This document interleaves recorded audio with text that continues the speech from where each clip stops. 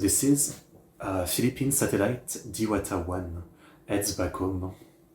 A satellite, huh? Okay, obviously right now everybody is, everybody, I guess not everybody, compared to, when was it, 60 years ago? The first, moon mission, I guess. Huh? But right now everybody's pretty hype about the Artemis 2, was it? Mission. I've been seeing pictures on Reddit every day, and there's some incredible picture of the moon, I don't know, in ways that I feel like we haven't seen. The dark side of the moon too, which is a lot more colorful than I ever imagined. It's kind of amazing, I can't lie. It doesn't seem to be for everybody that big of a deal, right? But I've really been feeling kind of humanity is awesome, which is a rare thing to feel these days with the stuff with the Artemis mission. It's been pretty great, yeah. And there's more space program happening, right? I mean, India is doing one, China is doing one. I don't think the Philippines is doing one. I think this is different, right? It's a satellite. But nonetheless, space is very interesting.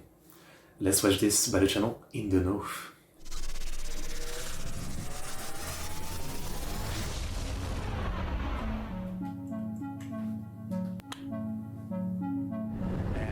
Liftoff of Space Shuttle Atlantis, a final visit to enhance the vision of Hubble into the deepest grandeur of our universe. DIWATA-1, also known as Philippine Microsat-1, is a Philippine microsatellite launched on March 23, 2016 to the International Space Station or ISS and was deployed in orbit from the ISS on April 27, 2016. Okay. DIWATA-1 is the Philippines' first microsatellite and the first satellite built and designed by Filipinos. The satellite was named after a type of divine being from the Philippine mythology, the Diwata. With multiple scientific instruments linked to the satellite, like the high-precision telescope, space-borne multispectral imager with liquid... Kind of a random bit of info, but I think in France we had, I don't know if it was a satellite, I think it was potentially a space mission, and I think the shuttle was called Asterix, I believe. Hello, Adrian. Hello, I am early. Yes.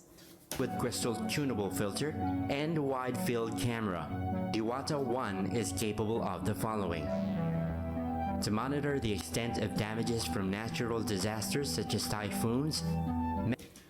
I was wondering what is the point of the satellite, but yeah, I guess if you think of the Philippines, you think of natural disasters, so you definitely need a satellite and stuff like that to, monitor disasters that actually happen, but also maybe you can be aware of them in advance, I guess, even more, so it's a good thing. Measure vegetation changes and phytoplankton biomass in Philippine waters, give visualizations of large-scale cloud patterns and distributions, take daily images using the wide-field camera in case of any upcoming large-scale weather disturbances such as storms or typhoons, and aid in locating images captured by the high-precision telescope and the space-borne multispectral imager. Okay. The ground station based in the Philippines, the Philippine Earth Data Resources Observation Center, or PEDRO, has primary control over the satellite with a command line which receives telemetry data sent by DIWATA-1 via UHF band and receives images via X-band. The decommissioning phase of DIWATA-1 began on March 20, 2020, which was announced on March 23, 2020, and was made to drop its altitude. Does it really look like this? It looks like an old, rusted air conditioning unit. It entered the Earth's atmosphere on April 6, 2020, and the last signal from the satellite was received at 4:49 a.m. Philippine Standard Time. The satellite has photographed 114 and 87 square meters of the Philippines, has captured more than 17,000 images of the Earth, orbited the Earth about 22,640. That's why sometimes when you go outside, you should just look up and be just pose for a picture because you might be filmed from the space. 42 times and passed by the Philippines around 4,800 times. And after almost 4 years in space, DIWATA-1 has finally completed its mission. At this point, we would like to thank Stamina for Space and InTheKnowPH.com. You can check out their links at the end of the video. So that's it. Okay. Wait, there's a bit Don't more. forget to like and share this video. No, I guess that's it. Okay, well, that didn't tell me too much. And, you know, I definitely have a lot of gap in knowledge in all of this. I'm really unknowledgeable about satellite, the space station and everything it does. You know, it's all stuff that I really don't know much about. So, for example, I wouldn't know that a satellite only goes to space for 4 years.